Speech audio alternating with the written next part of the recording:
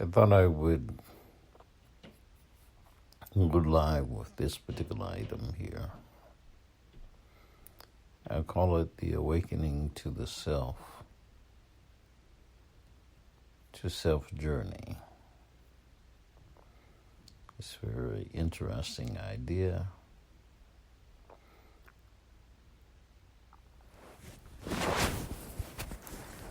I place my picture here. It's a picture of my right hand, actually. I'll come back and talk about that later. But it is a picture of my right hand. I've often wondered what it was that my mother and father might have thought when they first saw my right hand. I know what they decided.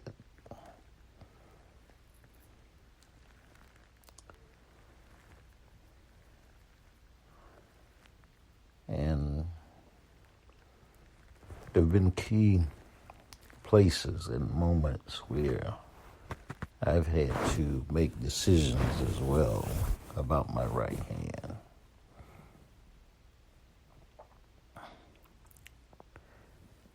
And that is the essence of what it means to be self-aware.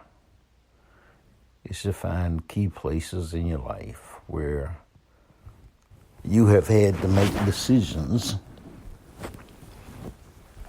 things that you take 100% responsibility for,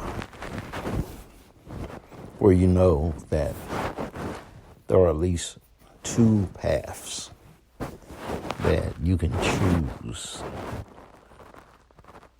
They're open to you, both of those paths. They're open to you. And you can choose which one. It's clear that you have a choice. And you are aware of the choice. It may be in a moment. You may have just a split second of clarity, but you know you have a choice. You may have a long time to consider, but you know you have a choice. Intuitively, you know you have a choice. You could be in your worst drunken state, but you know you have a choice.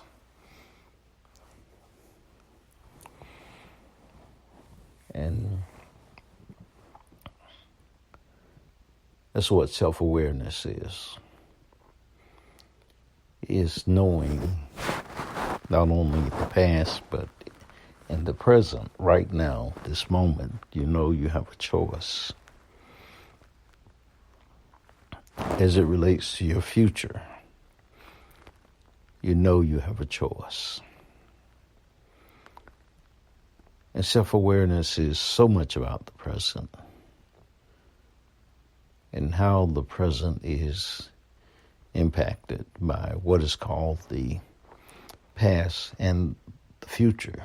But the present is a place of power because in this moment you have the choice.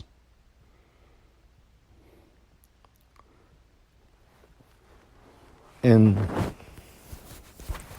this is the thing that is so very, very powerful.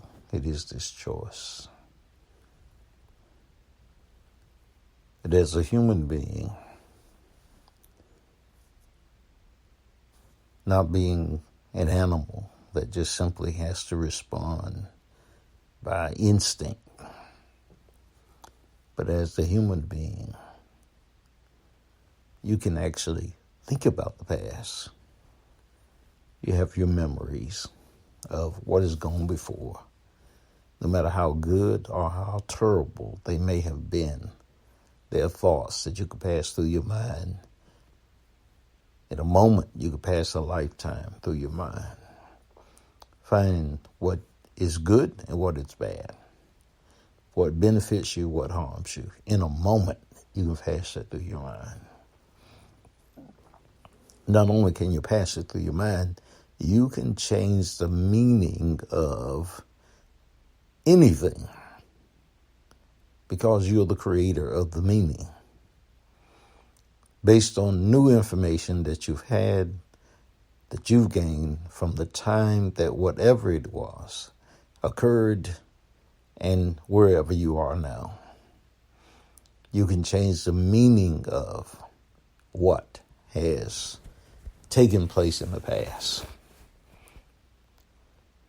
so that it no longer hurts, it no longer harms, it no longer has the power that it previously had over you. And regarding the future, you have the ability really to construct the future, to create a future. There's a statement in the Bible, and I've studied the Bible very much so, been a part. I've studied other sacred texts as well. The Tao Te Ching, if it's pronounced correctly, the Quran, slight reading of that. The Bhagavad Gita, again, a reading of that. The biblical text talks about this. In the beginning was the Word, and the Word was with God, and the Word was God. And that's in the book of John, at the beginning of the Bible, what we call the Bible. The book of Genesis speaks of God speaking and creating all things by his word, by the word. And so it is telling us, telling you, telling me, telling all, that our speaking is creative. Our speaking is creative. It's not just speaking with the voice like I'm doing now, but speaking, the self-talk that goes on between the conscious and the subconscious mind, the self-talk that goes on between what is called the superconscious mind. That was Carl Jung that said that, superconscious mind. Others would call it the spirit. But the talk that goes on in the silence, that this talk is creative when we're talking to ourselves, no one else. But it seems that we're talking to ourselves, but there is another conversation that is going on that takes place when Carl Jung talks about the collective subconscious. That is a very powerful statement. It's a conscious that is the collective subconscious, and it is really a conversation one is having with really the collective humanity, past, present, and future. And so this conversation is going on, and it has to do with who you're listening to. When you bring up the memories and the things that have passed before your mind in regard to whether it's radio, television, all that you see on the internet, how you're processing that. And when it comes into your own mind, it is yours. You begin to play the actor. You begin to be the singer, the musician. You change from something outside of you that is now something inside of you. You determine what role you play in the particular item that you've seen previously that seemed to be outside of you but is now inside of you. In a moment, these things take place. Again, self-awareness. Because this particular item is of such importance because of the fact that what takes place scientifically is that the conscious mind, the mind that we have, that we look at things and just are able to, in this realm that we call consciousness, that we are aware of, the mind is actually able to take in only about 40 bits of information in a second. Every second, it can take in about 40 bits of information that we're conscious that is coming into our mind. The subconscious mind is taking in about 200 billion or 200 million, I think it is, bits of information. And so when you're looking at television, there's what they call the lower third and the top third. And then there's a person who is talking, but it's that lower third and the top third. There's all of this activity that's going on that you think you're not actually paying attention to, but it is actually strolling past you and feeding you information, and your subconscious mind is taking all of that information in. When you look at commercials, you're beginning to understand, or hopefully you're beginning to understand, that they are seeking, the advertisers are seeking to move you to something via your emotions, not necessarily your conscious mind, but they're moving you to something via your emotions. They want you to feel, they want you to laugh, want you to cry, want you to feel empathy toward, or whatever it may be. They want you to do something based on your emotional state. Not so much what you're doing consciously, but subconsciously. In other words, you're being programmed. And all of a sudden you go out and you do exactly what you've been programmed to do. Awakening to yourself to do the journey. This is what we're talking about here.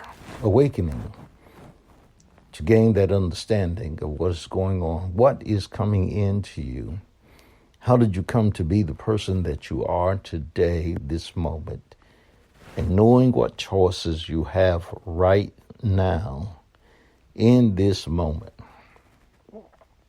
in the next moment, in the next moment, in the next moment. Because no matter what your past has been, you are choosing your future. You are choosing your future. And there could be some things that you think are etched in your DNA. You could have in mind as to your possibilities for the future. Based on what people have said around you, they may have just said things that just limit you in regard to what your possibilities are or what you think they are. But those people do not have a prescription for your future, a prescription of your possibilities. Because remember, you create by virtue of your words. No matter what the past has been, the text says, I create all things new. Behold, I create all things new. That's the power of the human. That's the power of the man, of the woman, of the child, of the person who is self-aware. Who recognizes that there is a destiny that is within them. A seed that is planted. We call it DNA now. This nucleic acid, as they call it. There's a particular name that the part that I'm dealing with is really, it is the nucleus. The part that is central to every cell of your body. Every cell of your being, really. It's the center part that can be changed. And you get to decide, every person gets to decide if they will live in harmony with that pre-planted inside of them. The biblical statement says, before I formed you in the womb, I knew you. and is speaking of the God being. And there's a text that when I look at it, it says the counsel of peace was between them two. Now, please understand that when I speak of things like this, there's a way that as I read the Bible, studied the Bible, prayed, talked to Spirit about what I am saying, and how Spirit has talked with me about what I'm saying. When I see this text, when I consider this contemporary situation, and when I consider what poets have said in the past and others, the mystics, the prophets, the individuals who have been consistent, what I see is a spirit that is omnipresent, a spirit that is omniscient, a spirit that is omnipotent, all powerful, all present, everywhere present, infinite. A spirit that is good, the one spirit that is throughout all the universe, this spirit that is everywhere present. And everywhere present means that that one spirit is present in everybody and in everything, everywhere, for all time. It is omniactive. It is all that is God. It is God. By whatever name you may want to call God, Spirit, the Force, whatever, by any religious name you may call, there's one. And so when I consider this, that there's never a time when God is not God, neither past, present, or future. And so the counsel of peace was between them two. We are all expressions. You are an expression. I am an expression of that which is God. And so the God that is the infinite God, the everywhere present God, is manifesting in, through, and as us right now, as you right now, as me right now. The poet has said God is nearer to us than our breathing, closer than our hands and feet. The Muslim writer of the Quran said God is nearer to us than our neck veins. The ancient Africans spoke of God being in the hollow of our bones. And so when I think about this, when I meditate on it, what takes place within me is a realization that as a child of God, as someone who existed in the mind of God, that there's a counsel of peace between them two, that there is a pre-existence that is to be of the self, that there's an agreement to become a human between the pre-existing self and what we call God. And that's the counsel. That's the counsel. We are not some distant part of God. There's no such thing as distant part of God, because God can never be near, because near would imply that God is separated from. So God can never be near to us. We're sons and daughters of God. Again, self-awareness. You formulate in your mind in some kind of way, again, past, present, and future, this aspect of who you are. But there's this pre-existence, and there's an agreement. The counsel of peace is between them two. This agreement should come to the earth, and this agreement comes about because of This understanding that this is what your life is going to be. This is like a game or an exercise or an experiment. It is something that individuals agree to based on seeing a plan with the assurance that living in accordance with the plan, that all things are going to work together for good, for the individual's good, for the collective good. All things are going to work together for good. And that when someone goes contrary to the plan, there are warning signs. There are texts in the Bible that speaks of this aspect of hitting one's foot against a prick. Warning signs that you've stepped beyond what is in your best interest. Your own body, when you go against the laws of the universe, cries out to you, cries out to me. The counsel of peace is between them two, just two. Your pre-existing self, your God self, God. And so, in a moment, you can look at it and know intuitively that this is the best road for me. This is the best step for me. This is the best decision for me. This is God speaking to me in the still small voice, saying, this is the way, walk ye in it.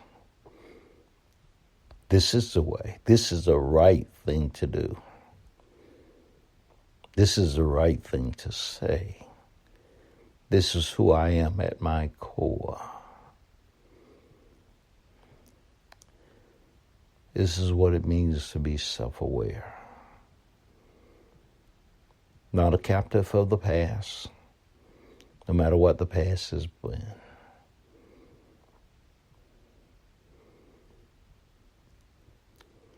Seeing and understanding what the future could be. Being able to vision it and know it is a vision. Not just something that you, in a moment, in just a fleeting moment, let's call it, came up with. Because you capture it and come back to it over and over and over again. Is something in your DNA that you're moving toward, and that's moving toward you. It is you. And the journey now is to move from where you are to become who you really are. That's the journey. And so there are so many things that can benefit and help an individual. Why would a person want to take a journey like this? Why would they want to take such a journey? It's greater joy. It's greater peace, greater harmony in the life. It's better health. It's abundance. It's all the things that everything inside of you cries out for that you really want.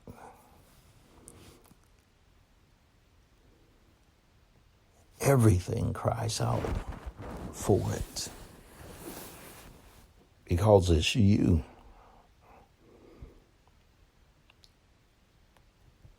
This is what this is about. This is what life is about.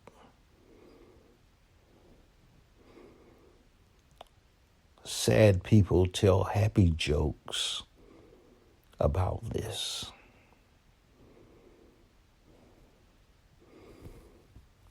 The tracks of tears on a person's face are about this.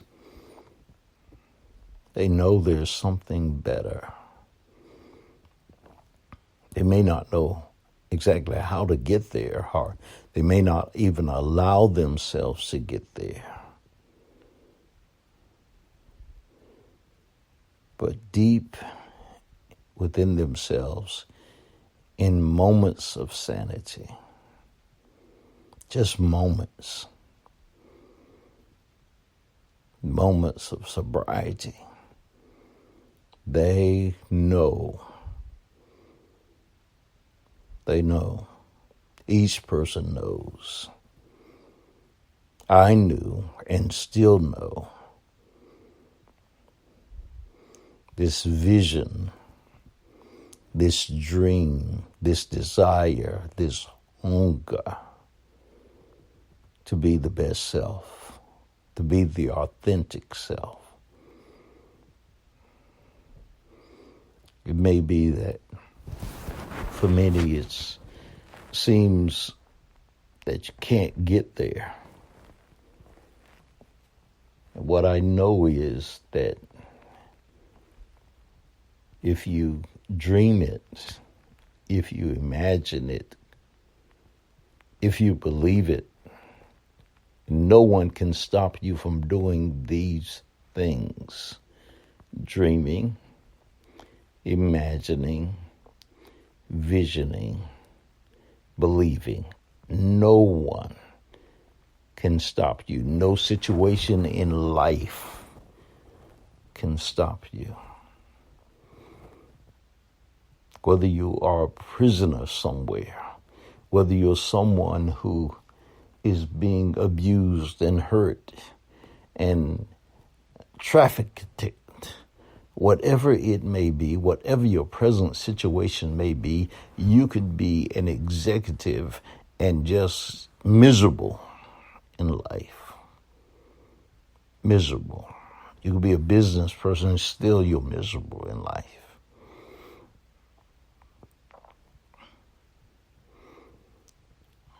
But you're without purpose, you're without real significance, you're without real understanding of why you're doing what you're doing, because you know you're out of harmony with yourself.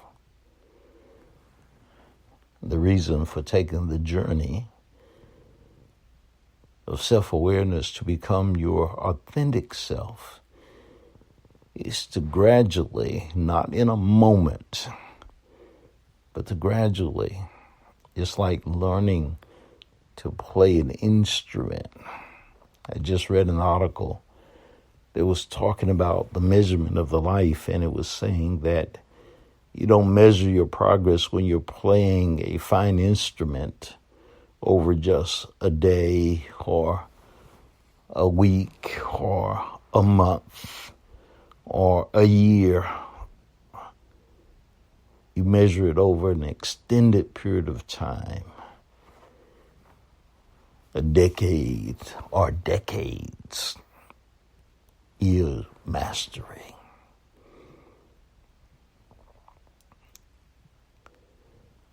The same thing here. You dream it, vision it, commit to it, and start from wherever it is you are, a recovenant from wherever it is that you are at this moment. And you will move toward your destiny, what's divinely intended for you. And what's divinely intended for you will indeed move toward you. That's the law of attraction. That's a universal law. What is for you will move towards you. It's been waiting for you like the prodigal to come home to yourself.